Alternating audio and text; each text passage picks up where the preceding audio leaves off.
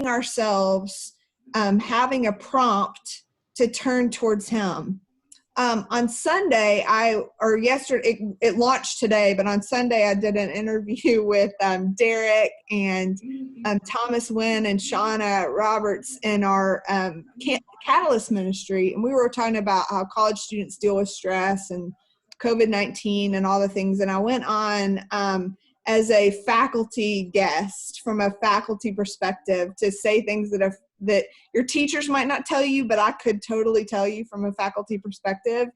And one of the things that I shared with them, and I think it's equally as true here, one of the things that I've learned is if I start my mornings in ways and having a prompt of a way to turn towards him, in the way I start my morning, then it keeps me turning towards him through the rest of the day. On the days where, and I've been really bad at this lately, honestly, the days that I just come downstairs, I was talking to my boss not long before this call. She called me about something about 7:30, and I was like, okay, I have 2 minutes because I've got to shift gears and get ready for this class and, get focused and all that kind of stuff. And I told her, she was talking about, we've got to get better balance and all this kind of stuff at work and home. And I told her, I said, I think working from home has made me have worse work-life balance. I think I'm having a hard time. Like, I'm not doing my normal routines in the morning. I'm not doing my normal come down while it's still dark and quiet because I'm tired. I realized this with my cancer journey too. In the mornings, I normally in my regular life wake up about 4:30, and some mornings I go to the gym at 5. Some mornings I start Bible study at 5. But I'm always up really super early in the mornings. But because I'm so tired, I need extra sleep because of all the stressors going on in life. And so what I'm realizing is I'm letting myself sleep in, which my body needs, but instead of having that time with God and that time just to like read, getting back from the gym and having a few minutes to just have a little bit of study or reflection or journal or just a little prompt, I'm sleeping in, and then till like 7:30, 8 o'clock, and then I feel behind. And so I feel like I have to go from bed to computer, and I'm not getting that time with God to be a prompt in the morning anymore. And so figuring out like what that little prompt can be, that trigger, and we talked about that little trigger that can just remind us to turn back towards him. And so I wanted to add to that because that's something that I thought about and I was started to be convicted of during the week is I'm missing that morning prompt that I had gotten to the point where I did a really good job with, but I've kind of lost it again. So that's where we ended last week. And so what I want to do is I want to focus a little bit about who is able to. So I want to shift gears to who is able to do. And tonight, I have to tell you, I don't have a lot that I feel like I needed to tell you about tonight, but the things that I feel like I need to tell you tonight, when I was praying about this, there were kind of 2 things that I really felt like God was like, make sure you say this. Make sure you say this. And I think even though they're little, I think they're mighty. And I think they're things that, so I don't know, we may end up talking a lot, but as far as like the content for tonight, there's not very many words, but there's a ton of depth. And so who is able to do are the 5 words that we're going to think through tonight. Who is able to do? Now to him who is able to do. And then the next, let's see, I hit the wrong button here. So one thing I love, this is a quote from the book, God is able. But the reality is, sometimes it doesn't feel like it. Sometimes it doesn't feel like God is able at all. Sometimes the pandemic happens. Sometimes we lose our job. Sometimes we get furloughed. Sometimes cancer comes back. Sometimes life doesn't happen the way we think it's supposed to, or the way we want it to, or the way that we think God is going to orchestrate it to, but he still is able. So that is a truth that throughout Scripture, and we could explore all the times, but that God is always able, always, every single day. God is equals able, period. Even when it doesn't feel like it. And so this is one of my very, very favorite quotes in the whole book of Priscilla Shire's God is Able. Whether or not God chooses to has nothing to do with whether or not God is able, right? So, but whether or not God chooses to do something is a question of his sovereignty, not his ability. Whether or not he will do it is his business. But believing he can, that's our business. In January, I had a moment that was one of the most exciting and terrifying moments that I've had in a really long time. And I was asked to go back to my home church and speak at a women's retreat. And it was one of those women's retreats that it was thrown together at the last second because a couple of people all in the same week had this, like, the same idea of we need to get together with women this, in 2 weeks. And so we had this women's retreat in January, 2 weeks after somebody thought of it. And it was all these little pieces of the puzzle, all came together at one time. And it was amazing, but we were sitting there, and the whole theme of the weekend was like just making God your priority, right? So one of my friends actually spoke on Friday night, and it was a Friday night, Saturday morning kind of event. And so Sydney spoke Friday night, and she talked all about how we can schedule and calendar and set up our lives in such a way to put God first. And then my job was to come in on Saturday morning and be like, and then what do you do when everything falls apart? God is still good, right? And so that was the thing. And we were worshiping Friday night, and I was praying as we're worshiping, and I was standing in the back of the room, and I was praying, and all of a sudden the tears just started flowing. And these are people that I grew up with. These are people that prayed us through my cancer. These are people that sent us checks when we didn't know if we were going to be able to, pay our bills during cancer. So I'm looking around the room, and it's like the equivalent of me being at North Atlanta, right? So, it's my home church that I've been with ever since I was little, and they've watched me through life, and they've prayed me through life. And I became really overwhelmed with conviction that, I was like, God, what I need to know if there's anything that I have not prepared for to tell these ladies that you need me to share. And the thing that came into my mind and into my heart so heavy and so full is the same thing that today when I was out on my walk, I felt like God was like, you need to say this. And I really felt like he said, if your cancer comes back, I'm still able. If it comes back, I'm still able. And that was absolutely terrifying for me to hear back in January. I'm praying every day it doesn't. I'm praying every day that God is using it and orchestrating it. And so God's best for my life is going to be a cancer-free existence the rest of my life.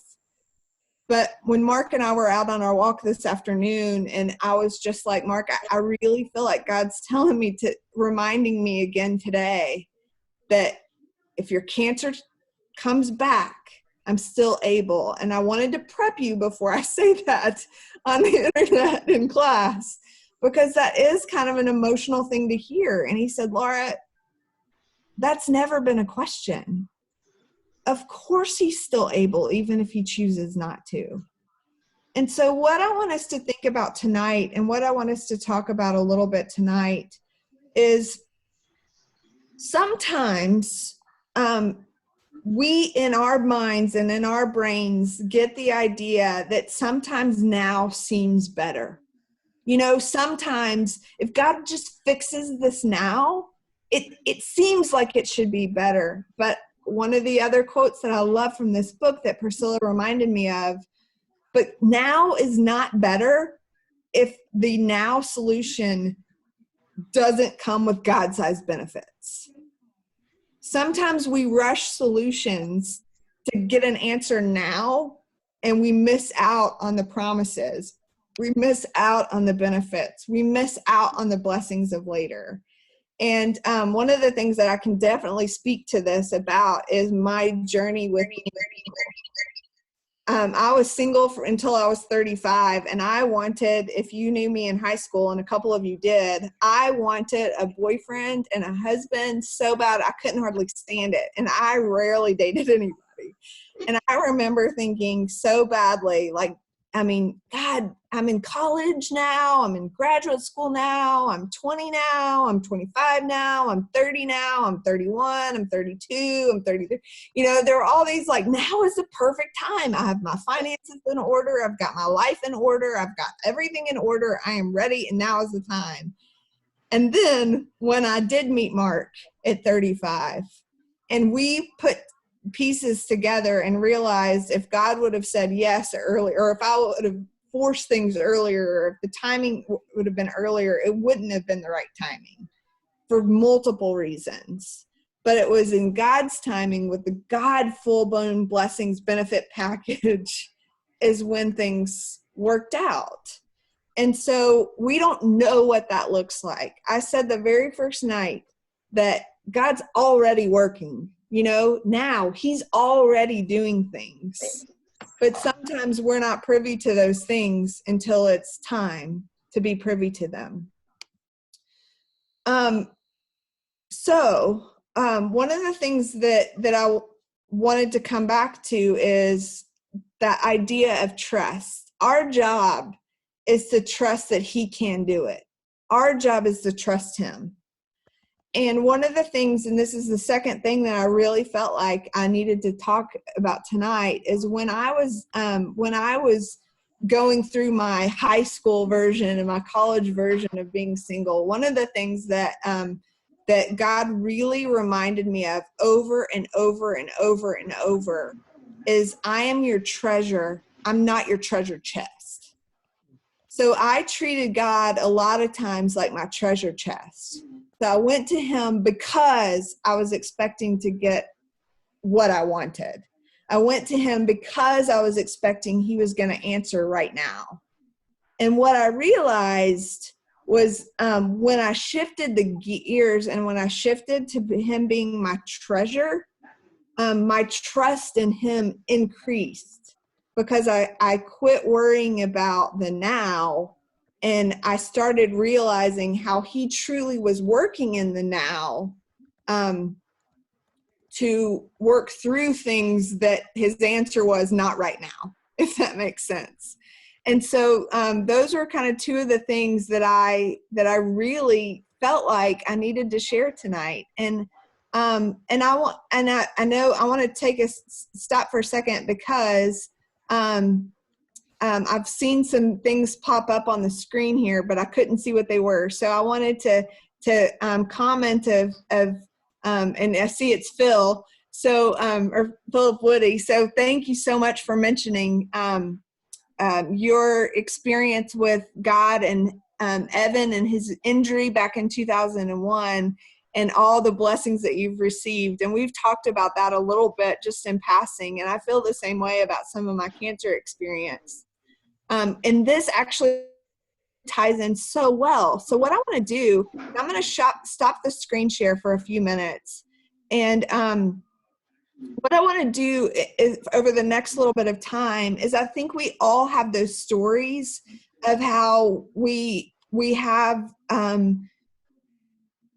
all have those stories that where we've seen this, right? Where we've seen, because God didn't answer now, we experienced bigger blessings, right? Because God didn't answer the way we expected him to answer in the moment, or it didn't look human-sized. His answer wasn't where we expected it to be. Because of that, we now trust him more, right? So I want to spend, and I'm gonna pray over our group for a few minutes, and then I'm going to go to the next slide, and then in the next slide start collecting some reasons from people. So I'm going to stop where we are for just a minute and just kind of pray over these next few minutes, and we'll see what comes out in the stories that people have, because I know that this is a faith-filled group, and I know that you've been through things that have expanded your faith, and I know that we know things about God that we can share, that as we share, he gets glory for, and there's power in his glory. So that's what I want to do next. So let's just take a minute and let me just pray over our next few minutes of time together. Dear God, I just thank you so much for time that we can come together in a way that we might not have been able to come together before, because you're still working in this pandemic.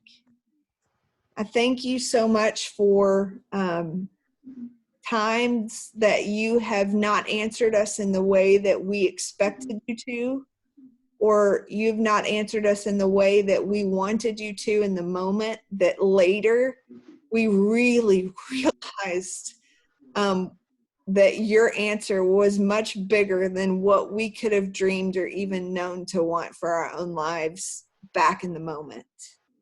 Dear God, I pray that you would just bring to mind truth that we know about you. I pray that you would bring to mind scriptures to share, to encourage one another tonight. I pray that you would bring to mind your glory in ways that we haven't seen it recently, or in ways that are more alive tonight than they've felt the last few weeks, or the last few months, or the last few years perhaps. I just pray that you would be with us in this next few minutes, or this next little bit of time, however long it lasts, that you would just make yourself known and put in our hearts truth about you and who you are and how much you love us in ways that that we haven't felt recently. So it seems new and fresh, because you're always bringing us to you and showing us pieces of you in new and fresh ways. And I just thank you so much for time that we can spend in the middle of everything in life feeling like it's falling apart, or at a time when everything in life just feels like it has to be in a standstill, or whatever everyone's experiences are going through this journey. I just pray that this would be some time tonight that we could just breathe in your glory and breathe in your goodness and speak truth to each other and be uplifted by you. In Jesus' name, amen. Okay, so I'm gonna share my screen again, get on the right slide. So I'm gonna just like I did last week, I am not gonna be able to see what anybody types when I'm in the slides. I can't see anything. I can see that people have chatted. I just can't see. So I'm gonna need somebody, whether you want to say it or type it, either is fine. But if somebody types something, if somebody can just grab it and read it.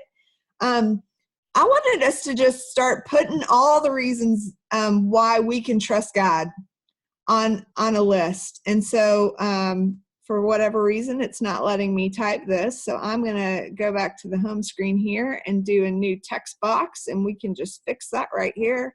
So I'm just going to, I'm expecting that we're not going to be able to to type in 28-point font because we have too many things to say. It's going to be more like 8-point font by the time it's all over.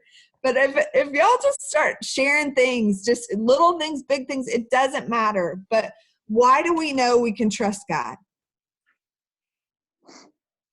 He's got a history. Yes.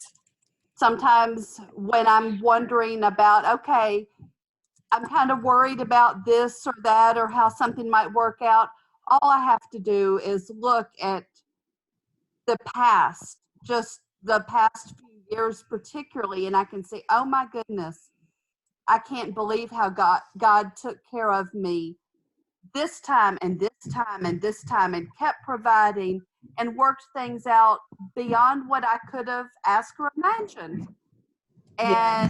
I just have to remember he still loves me. No, he worked things out for the best in the past. There's no reason to believe he's going to stop and not do it again in the future. Yeah.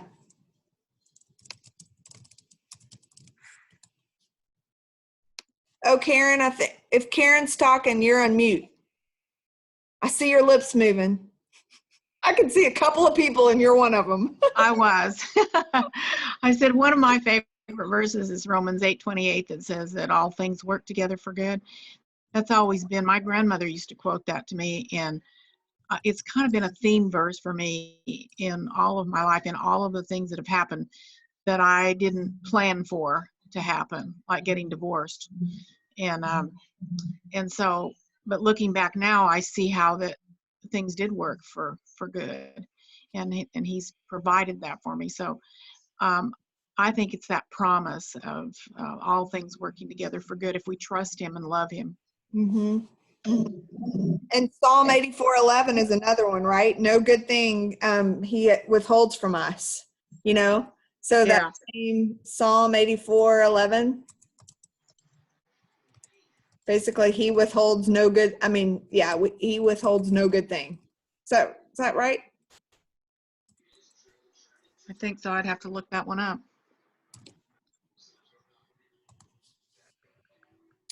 Other things.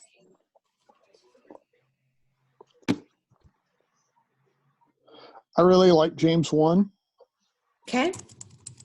Consider it pure joy, my brothers and sisters, whenever you face trials of many kinds, because you know that the testing of your faith produces perseverance. Let the perseverance finish its work so that you may be mature and complete, not lacking in anything.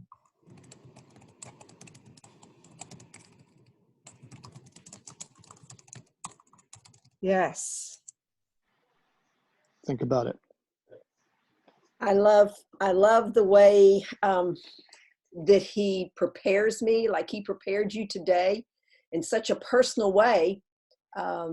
It says in Isaiah 42, 9b, I declare new events. I announce them to you before they occur.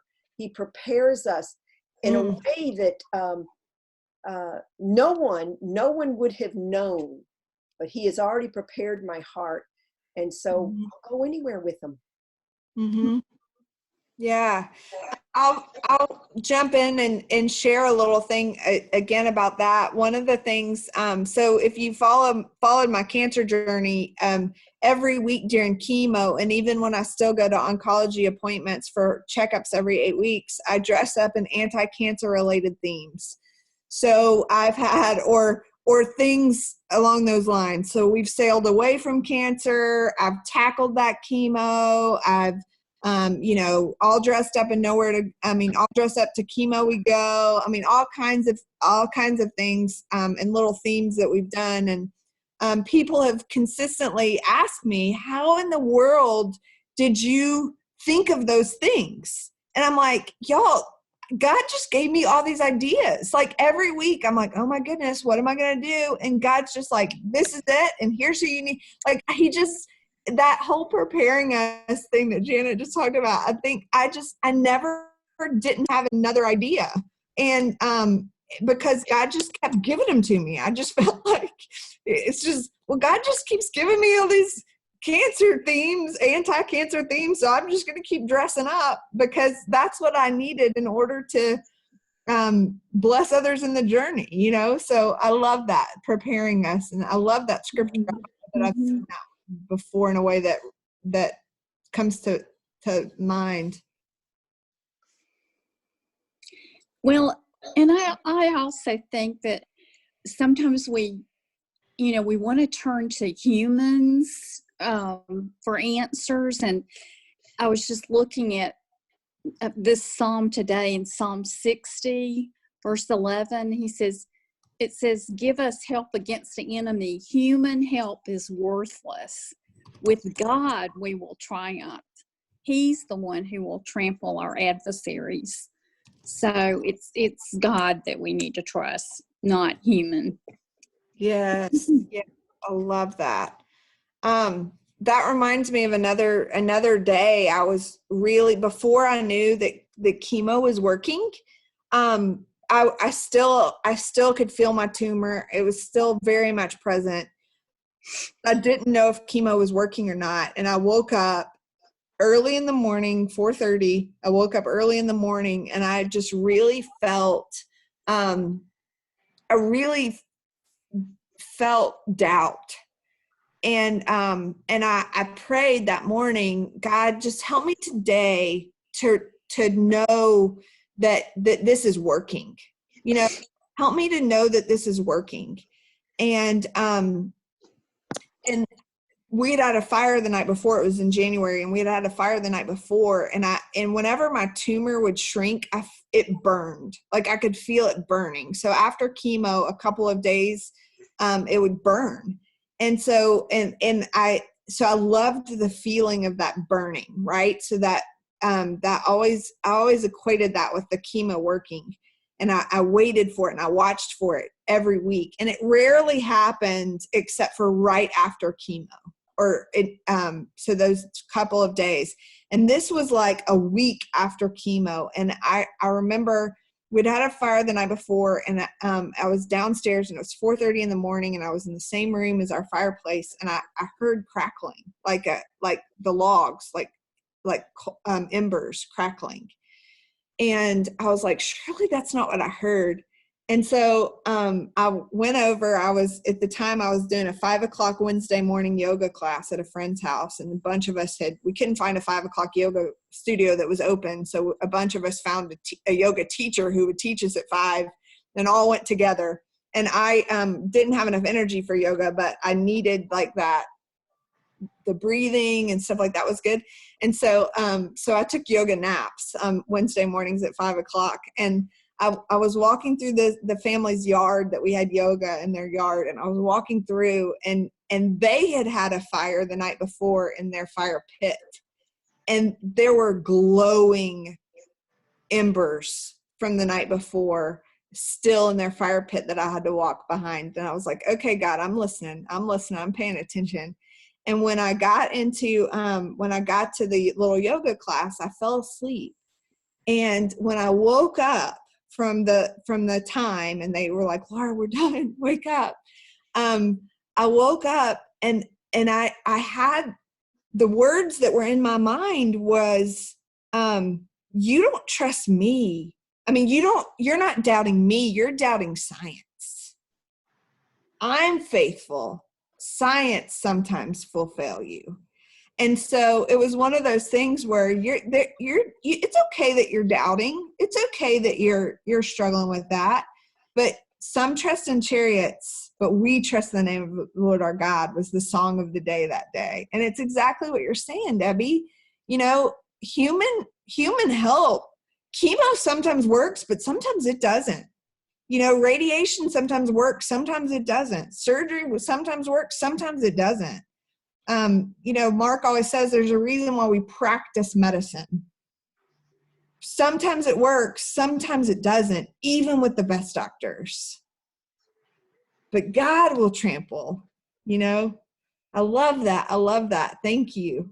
Let's see, in the chat box, which I can't see, but I saw, so I went over really quick to peek. Phil, the idea of faith, the pure faith in him, that's it, a one word, because we have faith. That's what we trust. And I loved how many times he put it in all caps. So I'm just going to put it in all caps. Love it. What else?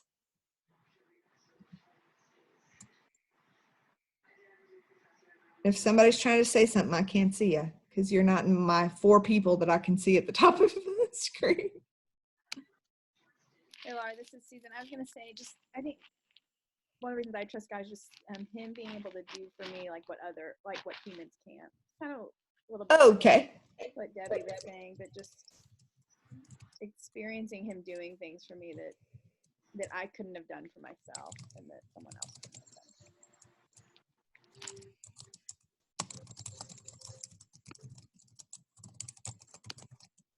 Oh, now we're getting all the bars are all in my way. Hang on. Ah.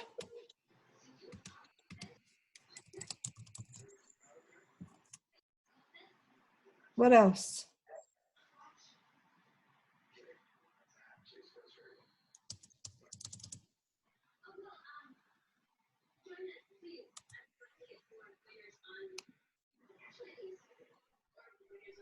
Anything else?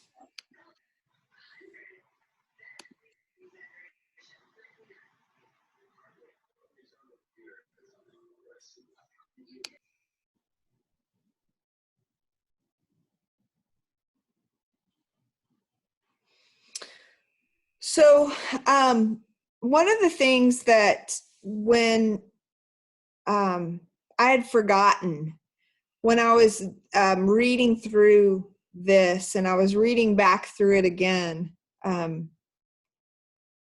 of the things that I had forgotten was when you take this verse and you separate it out, there's a lot of power and beauty in it. But the very first night that we met, I read, if you weren't here, the very first night we read, I really, in the middle of class, I just said, I think I'm supposed to read all these verses in Ephesians. So we started with Ephesians 1:1, and I read through Ephesians 1:21, and it was a lot of reading. And I realized that my eyes aren't as great as they used to be. And I also realized that I write a lot in my Bible, and I couldn't read some of the words because of written words on the other pages of my Bible. But that night when we were reading through things, and there was such power when you read this at the end of the earlier parts of Ephesians. And when I was rereading the chapter about him being able to do tonight, something hit me that I haven't remembered recently. And so I'm gonna do the slideshow version again from the current slide. Let's see. Oh, and then I've got to put all the little thingies all around and move everything to the places so I can read the whole slides. You know what? Teaching with Zoom is a new thing. It's like a new skill. So but one of the things that struck me this time that I missed before, I think, Erica, you asked me the very first week, what are ways that this has hit you that it hasn't hit you before? Because I read this book before cancer, and then I've read it during cancer, and now after my active treatment part. But when tonight I was reminded that if you start in verse 16, God's preparing us for the faith to be able to trust him in verse 20. So I pray that out of his glorious riches, he may strengthen you with power through his Spirit in your inner being, so that Christ may dwell in your hearts through faith. And I pray that you, being rooted and established in love, may have power together with all the saints to grasp how wide and long and high and deep is the love of Christ, and to know this love that surpasses knowledge, that you may be filled to the measure of all the fullness of God. So that's where we're starting. We're starting with our inner being full of Christ dwelling in our hearts. We're starting full of faith. We're starting out being rooted and established in love, firmly planted. We're starting off with the power all together that we can grasp how wide and long and high and deep is the love of Christ. And to know that love is much bigger than knowledge. And we start out being so full of the measure of all the fullness of God. And then we get to now to him who is able to do. I haven't noticed that before today. That 16, 17, 18, 19 sets us up so that when we hit now to him who is able to do, we can trust. Our only job is to trust that he is able to do. And our hearts are full of his love and his faith and his knowledge and God. And we have each other to make sure that we encourage each other on that journey. And that makes me know that I can trust that he is able. And so I have no idea what time it is, 8:46. So that's early for tonight. But what do you think about that? Because this is my last slide. So what do you think? I'll add your stuff to my last slide if I need. What do you think?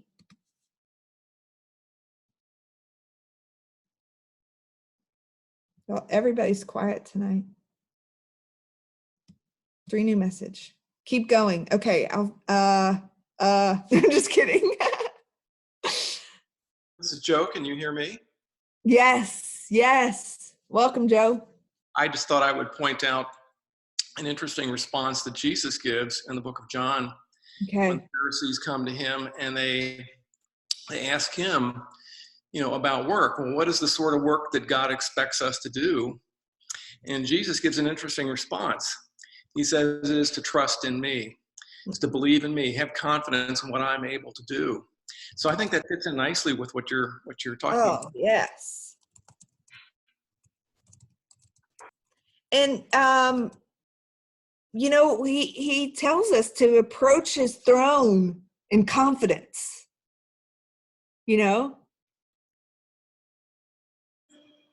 Okay, what else?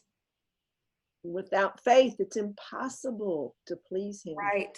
And it's that Right. faith that's manifest. It's not just an intellectual faith, it's a manifest faith that makes the difference.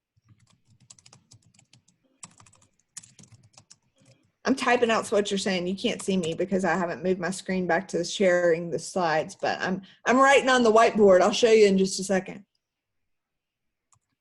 I'm reminded of something that my wife Susan talked about a few years ago at the movement retreat, and she talked about faith. But it was during a really difficult time in our lives, and the point that she made, which I had never really thought about, was talk about how the faith of a mustard seed, right, that can move a mountain. Right. And sometimes the mountain doesn't necessarily move, but having, I can't actually even remember exactly what your point was, Susan, so maybe this is the point you take over. But basically what I took from it is it just doesn't take a lot of faith.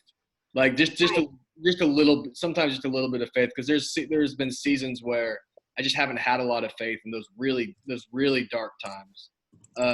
But just the faith to put one foot in front of the other, just the faith to walk into a recovery meeting and have all the people in recovery just sharing their story and how that helped me continue to go. So I wouldn't say that I was filled with a ton of faith, but just that little bit of faith to take a step did a lot. Susan, yeah. I'm not sure if I even paraphrased what you said, but that's what popped into mind. Yeah, it was that, but also the yeah, when it was basically that sometimes it's not about the mountain moving, it's me that needs to move.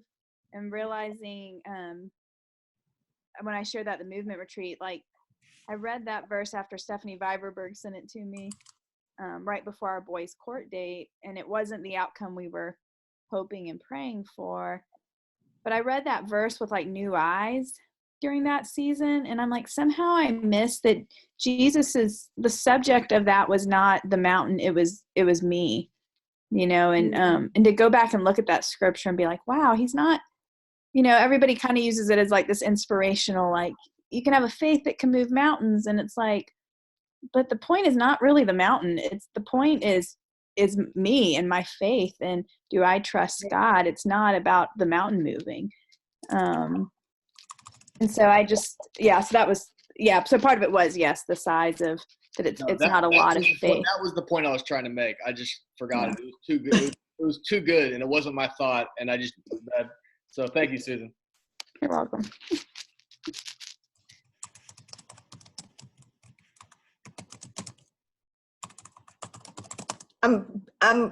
This is my typing thing. This is what I do when I type for work. I'm like, but the point is not the mountain moving, but my faith moving me. Okay, we got you. I'm typing as you guys talk. I love it. I love it. Even if everybody's quiet tonight, this is still good. I love hearing from people that I consider faith giants expressing that they struggle. That's really helpful to me. Yeah.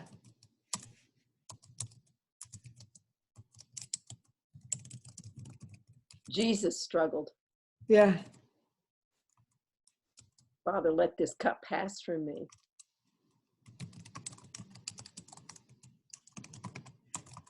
So we don't have to be perfect.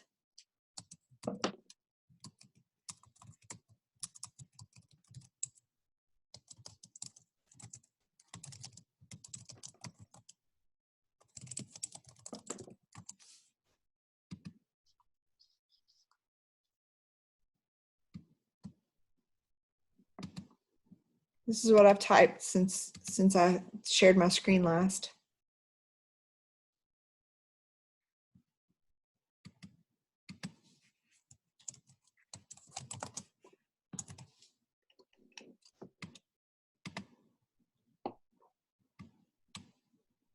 Oh, oops. Somebody's gonna have to read me the chats. Where's John O'Connor? Wasn't he our chat reader?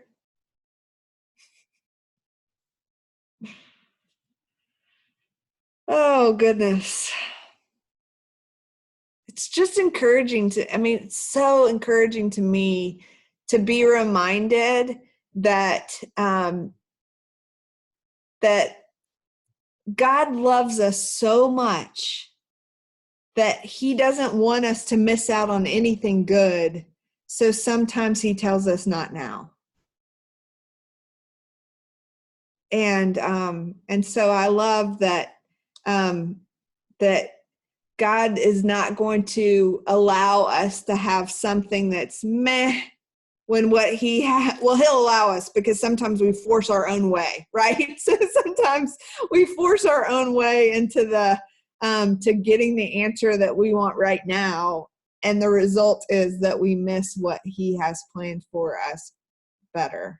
So I love that idea that when we wait for him and his response, he doesn't want us to miss out on the magnificence of the way he will work in our lives.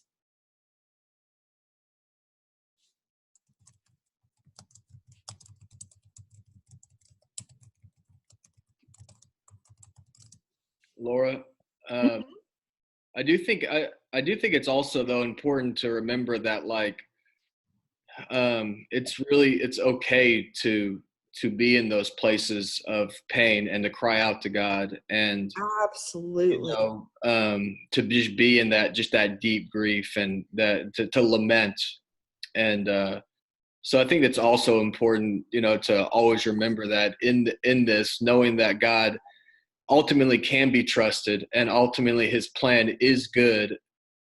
It's also, we need to be gracious to ourselves and to each other. Like, it's also okay to grieve and lament. I mean, Jesus does that as well. And so we need to, it's, you're not saying this by any means, but it's important to note that's like, it's okay if you're not there right now in this moment. Like, it's also Yeah. to grieve and to cry and to lament. Yes. And lean on our brothers and sisters. And lean on our brothers and sisters. Absolutely. It's the craziest thing that he says in James, consider it a great joy, my brothers, whenever you experience various trials, knowing, that's such a huge word, knowing that the testing of your faith produces endurance, because it's going to come up again. Mm-hmm. But endurance must do its complete work, so that you may be mature and complete, lacking in nothing. And sanctification is a process through life. Yes. Mm-hmm. If we could get it right, we wouldn't need a savior. I think it's important to remember that lacking in nothing is not necessarily earthly things, I mean, yeah. And Adam, that reminder that it is okay to grieve, and it is okay to lament, and it is okay to struggle. I think I have some friends that have seniors in high school and seniors in college, and they're struggling. Mamas and daddies are struggling. The kids are struggling, that they're missing out on things, and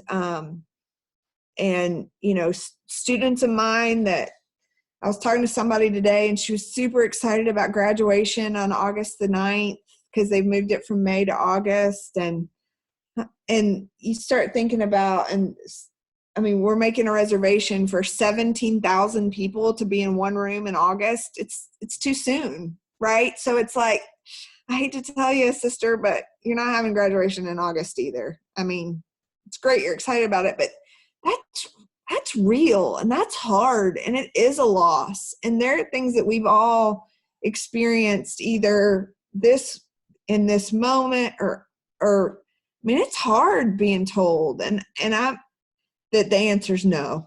And my cancer journey, there were moments where I couldn't do it anymore. I don't want to do it anymore. Like, I can't show up again tomorrow, and I can't feel like this one more day. And you're right. I'm not done grieving everything I lost in cancer. I'm not yet. And we all will experience things that we need the time for. And that's why I think it's so important that being rooted in love with each other, with all, because we can't do it by ourselves. Well, just and think of all the Psalms and David crying out to God. Here's a man after his own heart that we're told.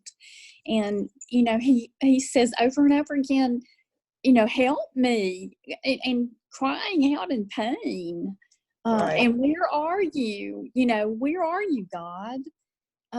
So I think God's going to expect that from us at times.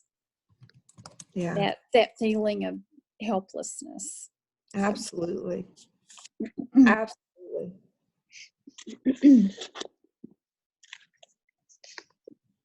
Yeah. Yeah, and as we help minister to other people, and how we care for other people, I think about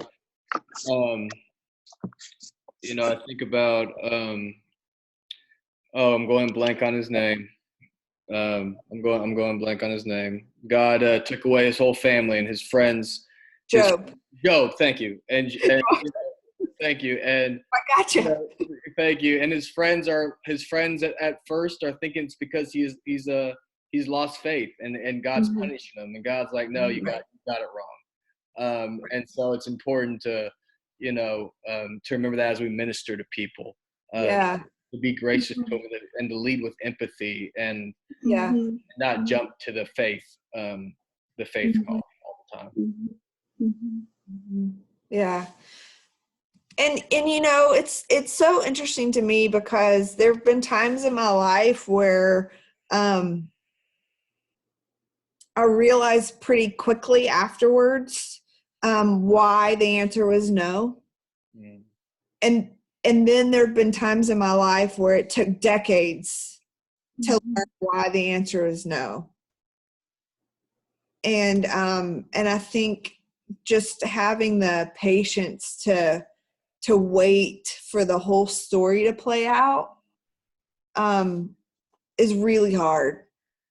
Because I think sometimes we may never know why the answer is no. And until we're face to face with him, and then maybe it won't matter. Yeah. Yeah. Yeah.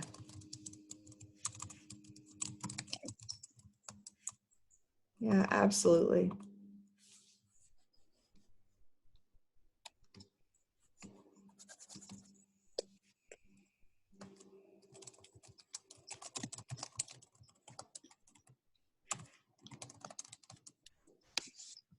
Yeah.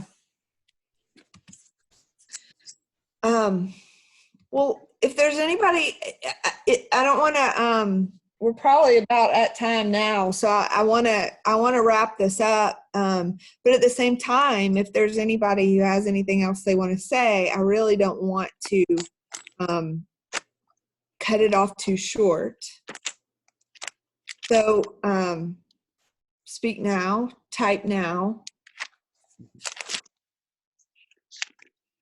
So as we leave tonight, I want to remind everybody that God's glory can strengthen us through the power of His Spirit. Mhm. And that with each other, being rooted in love, we can start to see a tiny glimpse of how high and wide and long and deep is God's love for us. Mhm. And that His love and our love surpasses knowledge. So even if we don't know it, we can be faithful in it and be full of God. And then now we've gone to Him who is able to do. And then next week, we're going to move into immeasurably more than all we ask or imagine. So this whole week, we get to sit in anticipation of immeasurably more than all we ask or imagine, which is pretty exciting. Yes. So does somebody want to volunteer to be our prayer our prayer closer for the evening? I'm having trouble with my words tonight. I'm sorry. Does anybody want to be, or Adam does such a good job delegating the final prayer out to people. So if you don't volunteer, I'm going to delegate it to Adam to delegate to you. Well, I would also ask, is there any special prayers that anybody has that need to be lifted up? And I want to pause it so it won't be recorded. Yes.